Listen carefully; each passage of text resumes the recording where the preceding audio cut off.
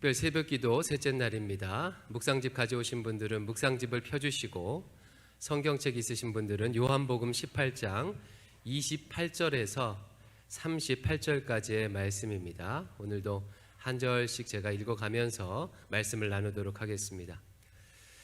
제가 좋아하는 영화 중에 대부라는 영화가 있습니다. 아마 여러분들도 많은 분들이 보셨겠지요. 말론 브란도하고 알파치노가 주인공으로 나오는 영화인데요. 미국으로 건너온 이태리계 마피아 가족의 이야기를 그린 내용으로 아주 수작입니다. 1972년에 1편이 제작되었고 3편까지 만들어졌습니다. 이 영화의 감독인 프란시스 코폴라는 이 영화의 메시지를 극적으로 보여주기 위해서 특별한 편집 방식을 사용하는데요. 상반되는 이야기를 교차해서 보여주는 교차 편집 기법을 적극적으로 활용합니다. 여러 차례 이 방식을 사용하는데 그 장면들 중에서도 가장 명장면은 대부 1편 마지막에 나오는 세례식 장면입니다. 알파치노의 조카가 천주교회에서 영세를 받게 되어서 이 알파치노가 그 조카의 대부로 세워지는데요. 이 장면과 알파치노가 보낸 그 조직원이 사람들을 죽이는 장면을 교차해서 이렇게 여러 차례 교차해서 보여줍니다. 그래서 알파치노는 조카의 대부로 세례식을 통해 조카의 대부로 세워지는 동시에 정적들을 암살함으로 마피아의 대부로 세워지는 이 아이러니를 이 교차 편집을 통해서 극적으로 보여줍니다. 지금 우리가 읽고 있는 요한복음도 이 교차 편집 방식을 적극적으로 활용하고 있지요. 특히 오늘과 내일 살펴볼 본문은 확실히 그렇습니다. 빌라도가 관정 밖에서 유대인들과 대화하는 장면과 관정 안에서 예수님과 대화하는 장면을 교차해서 반복적으로 보여줍니다. 무려 7번에 걸쳐서 반복해서 보여줘요. 관정 밖과 관정 안이 구별된 시 공간인 것처럼 이 두 장소의 인물들의 모습, 유대인들의 모습과 예수님의 모습은 아주 극명하게 대조가 돼요. 또 이 둘 사이를 오가며 대화하는 빌라도의 모습도 마태, 마가, 누가복음에서는 볼 수 없는 요한복음만의 특징입니다. 우리가 이 교차 장면이 만들어내는 아이러니를 잘 캐치할 수 있다면 말씀을 더 깊이 묵상할 수 있게 됩니다. 28절 말씀 같이 읽어보겠습니다. 28절 시작. 그들이 예수를 가야바에게서 관정으로 끌고 가니 새벽이라. 그들은 더럽힘을 받지 아니하고 유월절 잔치를 먹고자 하여 관정에 들어가지 아니하더라. 유대인들이 예수님을 빌라도가 있는 관정으로 끌고 갔습니다. 그런데 관정 안으로는 들어가지 않았어요. 그 이유가 더럽혀지지 않기 위해서, 그래서 유월절 잔치에 참여하기 위해서랍니다. 유월절 잔치는 무교절까지 포함돼서 일주일 정도 진행되는데 명절 잔치에 참여하기 위해서는 더럽히지 않아야 돼요. 이방인들과 접촉해서 더럽혀지게 되면 명절 잔치에 참여할 수가 없습니다. 이게 정결 규례지요. 유월절을 잘 보내기 위해서 정결 규례를 지키려고 했다는 그런 말입니다. 여기까지만 읽어보면요, 유대인들은 율법에 충실한, 하나님의 말씀에 충실한 사람처럼 보입니다. 마치 우리식으로 따지면 이런 것과 비슷해요. 친구들과 함께 식당에 갔는데 고난주간이라 금식한다고 다른 사람들은 밥을 먹는데 밥을 먹지 않는 거예요. 오랜만에 동창회 갔는데 술자리에서 술을 먹지 않는 거예요. 그럼 이 모습을 한번 상상해 보십시오. 신실해 보이지 않습니까? 딱 그렇습니다. 재판을 위해서 관정으로 가긴 갔는데 율법을 지키려고 관정 안에는 들어가지 않았습니다.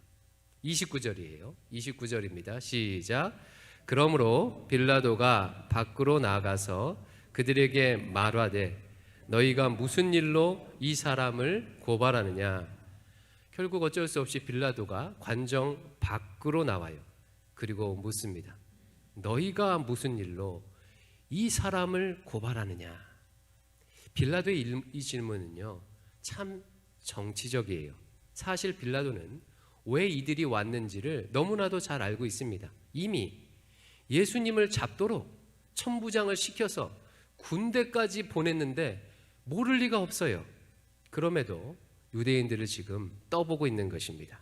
30절, 31절. 대답하여 이르되 이 사람이 행악자가 아니었더라면 우리가 당신에게 넘기지 아니하였겠나이다. 빌라도가 이르되 너희가 그를 데려다가 너희 법대로 재판하라. 유대인들이 이르되 우리에게는 사람을 죽이는 권한이 없나이다 하니. 유대인들의 본심과 빌라도의 본심이 드러나요. 유대인들이 말합니다. 당연히 이 사람이 악한 사람이니까, 악한 일을 했으니까 데려왔지요. 어떤 증거도 없이 처벌하라고 지금 요구하고 있습니다. 그러자 빌라도가요, 그러면 너희 법대로 니들이 재판하지 왜 나한테 데려왔느냐라고 반문해요. 세상 어느 법정도 증거 없이 재판하는 경우는 없지요. 증거 불충분을 빌미로 빌라도는 재판에 관여하지 않으려고 해요. 하지만 빌라도의 본심은 공정한 재판에 있지 않습니다. 유대인들의 분쟁에 휩쓸리기 싫은 거예요. 책임지기 싫은 것입니다. 그러자 유대인들이 말해요. 우리에게는 사람을 죽일 권한이 없소. 이게 본심이죠. 이 말은요, 반은 맞고 반은 틀립니다. 최종적인 사법 권한이 로마 총독에게 있는 게 분명해요. 그리고 사형과 같은 일은 로마 총독이 반드시 판결을 내려야 했습니다. 하지만요, 로마인들은요, 피식민지 그 지역의 종교 일에는 크게 관여를 하지 않았어요. 종교 문제도 자기들끼리 처벌하는 일은 눈 감아주기도 했습니다. 심지어는 예루살렘 성전 안에 이방인이 함부로 들어온 일에 대해서는 유대인들이 그 이방인을 죽일 수도 있었습니다. 뿐만 아니라 간음한 여인을 길거리에서 돌로 쳐 죽이려 했던 것처럼 즉결 심판도 가능했어요. 그러면 유대인들은 왜 예수님에 대해서는 이렇게 하지 않았을까요? 책임지지 않기 위해서예요. 조금 전에, 며칠 전에 죽은 나사로를 살려서 최고의 인기를 누리고 있는 예수님을 자기들의 손으로 죽이게 되면 후폭풍이 일어날 줄을 알고 있었기 때문이에요. 한마디로 책임은 지지 않으려고 하면서 예수님을 죽이려고 지금 계략을 쓰고 있는 것입니다. 빌라도가요, 이것을 모를 리가 없죠. 빌라도는 어떤 인물입니까? 그 정치의 각축장인 로마에서 로마 총독까지 된 인물입니다. 누구보다도 눈치가 빠르고 겉멋술수에도 능한 사람이에요. 유대인들이나 빌라도 모두 정의, 진리, 공정 이런 것에는 애초에 관심이 없었어요. 책임은 지지 않으면서 자기들이 원하는 바를 이루려는 악한 자들입니다. 결국에 조금 전 28절에서 언급되었던 유대인들이 유대 명절을 지키기 위해 관정 안으로 들어가지 않는 것은 종교적 위선임이 밝혀진 거죠. 그들은 정결례를 지키는 종교적 모습은 있었으나 그 마음은 살인과 이기심과 탐욕으로 가득 차 있었어요. 술은 먹지 않고 금식은 하고 종교 행사에는 참여하지만 사랑, 용서, 자비, 섬김, 베품, 나눔은 없는, 그리고 자신의 유익만 구하는 갑질하는 정치질하는 사람들이 바로 본문의 유대인과 같은 사람입니다. 여러분, 유대인들은 하나님을 믿었습니까? 안 믿었습니까? 하나님을 믿었어요. 하나님을 믿는 사람들입니다. 흔히들 유대인들이 하나님을 믿지 않고 우상을 섬겼기 때문에 지금 이 지경이 됐다고 생각하는데 그렇지 않아요. 이스라엘 백성들은 한 번도 하나님을 섬기지 않은 적이 없습니다. 심지어 다른 나라로 포로로 사로잡혀간 순간에도, 전 세계로 흩어진 그 순간에도 어디에 있든지 하나님을 섬겼고 말씀을 가르쳤고 안식일을 지켰고 정결례와 할례를 행했습니다. 그런데 문제는 하나님을 섬기면서 동시에 우상도 섬기는 거예요. 하나님을 섬기면서 돈의 우상, 만몬의 우상, 권력의 우상도 동시에 섬긴 것입니다. 사랑하는 성도 여러분, 하나님께서는 하나님을 믿기 원하시는 것이 아니라 하나님만을 믿기를 원하십니다. 하나님은 돈을, 하나님과 권력을, 하나님과 세상을 동시에 의지하는 것을 싫어하셔요. 그것이 바로 우상 숭배입니다. 유대인들과 이야기를 한 빌라도는 이제 관정 안으로 들어가서 예수님과 대화합니다. 33절, 34절 시작. 이에 빌라도가 다시 관정에 들어가 예수를 불러 이르되 네가 유대인의 왕이냐? 예수께서 대답하시되 이는 네가 스스로 하는 말이냐? 다른 사람들이 나에 대하여 내게 한 말이냐? 빌라도가 예수님께 묻지요. 네가 유대인의 왕이냐? 이것 봐도요, 이미 빌라도는 왜 고발하는지 너무나 잘 알고 있었던 거예요.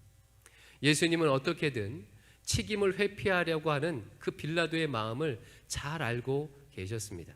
그래서 그의 정곡을 찔러요. 그 질문은 네 생각이냐? 아니면 다른 사람들의 말이냐? 뜨끔한 빌라도가 대답합니다. 35절입니다. 시작. 빌라도가 대답하되 내가 유대인이냐? 내 나라 사람과 대제사장들이 너를 내게 넘겼으니 내가 무엇을 하겠느냐? 빌라도가 뜨끔해서 말해요. 내가 유대인이냐? 왜 나를 너희 유대인들의 문제로 엮으려하느냐?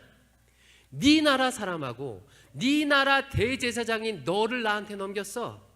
무슨 짓을 해서 네 동족이 너를 나한테 넘겼는지 말 안 하니까? 지금 이런 말이에요. 계속해서 문제에 엮이지 않으려는 그런 모습이 보이지요. 이에 예수님께서 말씀하십니다. 36절. 예수께서 대답하시되 내 나라는 이 세상에 속한 것이 아니니라. 만일 내 나라가 이 세상에 속한 것이었더라면 내 종들이 싸워 나로 유대인들에게 넘기지 않게 하였으리라. 이제 내 나라는 여기에 속한 것이 아니니라. 예수님의 대답은 조금 뜬금없이 보이죠. 하지만 전혀 뜬금없는 대답이 아니에요. 빌라도의 말과 지금 정면으로 맞서는 말입니다. 빌라도는 지금 예수님을 이 나라, 이 세상 나라에 속한 사람으로 보고 예수님께 말하고 있어요. 지금 예수님께 이 세상 나라의 일에 대해서 말하고 있습니다. 그러자 예수님은요, 그런 빌라도에게 이 세상에 속하지 않는 하나님 나라의 일을 말하고 자신이 하나님 나라에서 온 분임을 지금 천명하고 있는 거예요. 지금 두 세계가 충돌하고 있는 것입니다. 사단에게 속한 세상 나라와 하나님의 나라가 지금 충돌하고 있는 거예요. 예수님께서 지금 충돌시키고 있는 것입니다.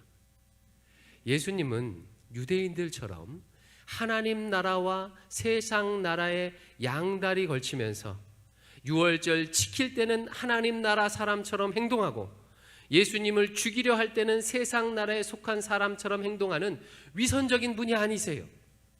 주님은 처음부터 끝까지 죽음의 자리에 가는 순간에도 자신이 하나님 나라에 속한 분임을 분명히 하셨습니다. 세상이 흔들 수 없는 분명한 정체성을 가지고 하나님께 속한 분으로 말하고 진리에 속한 분으로 지금 말하고 계신 거예요. 반면 이 세상은 카멜레온 같은 사람들을 선호하지요. 교회에서는 교회 생활 잘하고 세상에서는 세상의 방법대로 행하고 그런 사람들을 지혜롭다, 처신을 잘한다 라고 평가합니다. 그러나 요한복음은 그런 사람들을 유대인들과 같은 자라고 평가하고 있습니다. 하나님 백성은 교회에서만 하나님의 백성이 아니지요. 그리스도인은 집에서도 그리스도인이고 학교에서도 그리스도인이고 직장에서도 그리스도인이고 동네 엄마들 만났을 때도 그리스도인입니다. 하나님께서는 우리가 어디에 있든지 하늘에 속한 자로 살기를 원하셔요. 37절입니다. 37절 시작. 빌라도가 이르되 그러면 네가 왕이 아니냐? 예수께서 대답하시되 네 말과 같이 내가 왕이니라. 내가 이를 위하여 태어났으며 이를 위하여 세상에 왔나니 곧 진리에 대하여 증언하려 함이로라. 무릇 진리에 속한 자는 내 음성을 듣느니라 하신대. 하나님 나라의 일을 말한 예수님의 말씀을 당연히 빌라도는요 깨달을 수가 없어요. 그의 관심은 오직 세상 나라입니다. 그래서 묻는 거예요. 그러니까 네가 왕이냐고 아니냐고. 예수님이 왕인지 세상 나라의 왕인지 아닌지가 궁금해요. 그래야 로마에 반역하는지 아닌지를 평가할 수 있기 때문이죠. 주님께서 대답하십니다. 내 말과 같이 내가 왕이니라. 그래 맞다. 네 말대로 나는 온 세상의 왕이다. 나는 이것을 위해서 세상에 왔다. 이 진리를 전하려고 이 세상에 왔다. 그러나 진리에 속한 자들만이 내 말을 깨달을 수가 있다. 여러분 그렇습니다. 예수님께서는요 하나님 나라의 왕이세요. 온 세상의 왕이십니다. 예수님께서 온 세상의 왕이시라는 것이 바로 진리예요. 하지만 이 진리는 진리에 속한 자만이 깨달아 알 수가 있어요. 빌라도 같은 사람들은 알지를 못합니다. 그래서 빌라도가 또 묻는 거예요. 38절 상반절 시작. 빌라도가 이르되 진리가 무엇이냐 하더라. 진리에 속하지 않는 빌라도는 방금 전에 진리를 들었음에도 진리가 무엇이냐고 묻고 있어요. 예수님이 왕이시라는 진리를 들었음에도 진리에 속하지 않았기 때문에 이처럼 진리를 깨닫지 못합니다. 사랑하는 성도 여러분, 우리 구주 예수님께서 진리 되십니다. 예수님께서 하나님 나라의 왕 되신다. 예수님께서 메시아 되신다. 하나님의 아들 되신다. 바로 이게 진리예요. 세상의 모든 계시, 하나님께서 주신 계시는 이 진리를 목표로 향하고 있습니다. 하나님께서 자연 만물에 새겨주신 자연 계시, 역사 가운데 새겨주신 역사 계시, 우리 마음에 새겨주신 양심 계시, 성경 66권을 통해 주신 이 특별 계시는 바로 이 진리를 목표로 하고 있어요. 인간의 몸을 입고 오신 예수가, 십자가 지신 예수가 하나님이시다. 하나님 나라의 왕이시다. 이 진리를 가르치고 있습니다. 이 진리를 받아들이고 이 진리 안에 사는 사람들이 하나님 나라 백성입니다. 그러므로 이 진리에 거하는 자들은 세상 나라의 논리에 휘둘리지 않습니다. 그럴 필요가 없지요. 세상과 비교할 수 없는 하나님 나라에 속했기에 썩어질 세상 나라의 일들로 인해서 두려워하거나 일희일비하지 않습니다. 양다리를 걸칠 필요가 없어요. 여러분, 역사는요, 두 가지 관점이 있습니다. 눈에 보이는 역사가 있고 눈에 보이지 않는 역사가 있어요. 우리 눈에 보이는 이 역사는 헬라어로 크로노스의 시간으로 표현됩니다. 지금 우리 눈에 보이고 있는 이거예요. 아침에 새벽기도 와서 이 자리에 앉아서 여전히 삶에 여러 가지 일들이 있는 이런 일들, 이게 크로노스의 역사예요. 반면에 눈에 보이지 않는 역사는 헬라어로 카이로스의 시간으로 표현되는 역사입니다. 카이로스는 하나님의 뜻이 펼쳐지는 하나님 나라의 역사예요. 세상에 속한 사람들은요, 크로노스의 일들만, 눈에 보이는 일들만 보지 카이로스를 볼 수가 없어요. 하나님의 역사를 볼 수가 없습니다. 카이로스의 일, 즉 하나님 나라의 역사는 진리에 속한 자들만이 볼 수 있어요. 그러므로 진리에 속하여 카이로스의 역사를 볼 줄 아는 사람들은 지금 눈앞에 펼쳐지고 있는 이 일들에 대해서, 크로노스의 일들에 대해서 다른 방식으로 해석하겠죠. 어떻게 해석할까요? 32절 말씀이 그것을 보여줘요. 32절 같이 읽습니다. 시작. 이는 예수께서 자기가 어떠한 죽음으로 죽을 것을 가리켜 하신 말씀을 응하게 하려 함이로라. 여러분, 이게 무슨 말입니까? 지금 유대인들이 계략을 꾸며서 예수님을 죽게 하려고 예수님을 유대인들이 끌고 지금 관정으로 왔어요. 수단과 방법을 다 동원하고 있습니다. 그런데 이 모든 일들이 결국에는 하나님의 말씀이 응하도록 하기 위함이래요. 하나님의 말씀이 실현되도록 하기 위함이라는 거예요. 하나님 나라의 역사, 카이로스의 역사가 지금 펼쳐지고 있다는 것입니다. 유대인들은 자기 계획대로, 자신들의 계획대로 진행된다고 생각했겠지요. 하지만 실상은 그게 아니라는 거예요. 하나님의 뜻이 이루어지고 있다는 거예요. 이 보이지 않는 하나님 나라의 역사를 보고 카이로스를 믿고 살아가는 사람들이 하나님 나라의 백성입니다. 우리 주님께서 바로 오늘 본문에서 그 모범을 보여주고 있는 거예요. 어떻게 주님께서 빌라도의 법정에서 십자가를 앞두고 그렇게 당당할 수 있었습니까? 주님은 크로노스의 역사만 본 것이 아니라 카이로스의 역사, 하나님의 뜻이, 눈에 보이지 않는 하나님의 뜻이 펼쳐지고 있음을 보셨기 때문에 그렇게 세상 권력 앞에서도 당당할 수가 있었던 거예요. 눈에 보이지 않는 하나님의 손길을, 아버지 하나님의 손길을 보고 있기 때문에 그 고통과 죽음의 길을 믿음으로 걸어갈 수 있었던 것입니다. 바라기는, 사랑하는 성도 여러분, 이 눈이 띄어지시기를 축원합니다. 제가 하나님께 감사한 것 중에 하나가요, 자식들을 키우면서 이 카이로스의 역사를 믿게 된 것입니다. 아시다시피 저는요 3명의 아이를 키우고 있어요. 얼마나 많은 일이 있었겠습니까? 미국에도 갔다 왔어요. 미국 안에서는요 대륙 이쪽 끝에서 저쪽 끝까지 이사도 가고 애들이 또 전학을 했어요. 다시 한국에 와서 애들이 적응하고 지금 목회자의 자녀로 키우고 있습니다. 사춘기도 겪었습니다. 이 과정 속에서 제가 아이들과 연관된 크로노스의 일들, 눈에 보이는 일들만 보았을 때는요 정말 걱정과 염려가 너무나도 많았습니다. 애들 문제로 학교에서 학폭위를 연이 많이 해갖고 학교에 여러 차례 가야 했을 때는요 너무 스트레스가 심한 거예요. 그래서 없었던 어지럼증이 생겼습니다.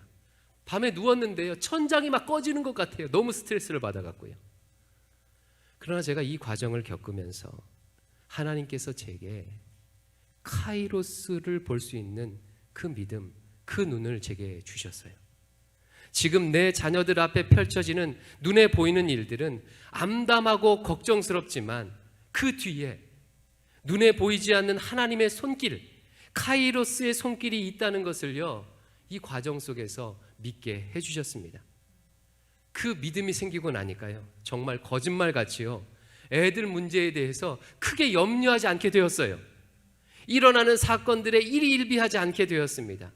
하나님께서 내 아이를 책임지고 계시지, 하나님께서 인도하고 계시지, 하나님의 뜻이 내 뜻이 아니라 하나님의 뜻이 반드시 이루어질 거야. 그래서 저는 애들 키우는 집사님들 보면 꼭 이렇게 얘기합니다. 집사님 걱정하지 마세요. 하나님께서 집사님을 여기까지 그 수많은 일들 가운데서도 얼마나 어려운 일들이 많으셨어요. 그 수많은 일들 가운데서도 여기까지 인도하셨던 것처럼 집사님 자녀도 그렇게 하나님이 책임져 주실 것입니다.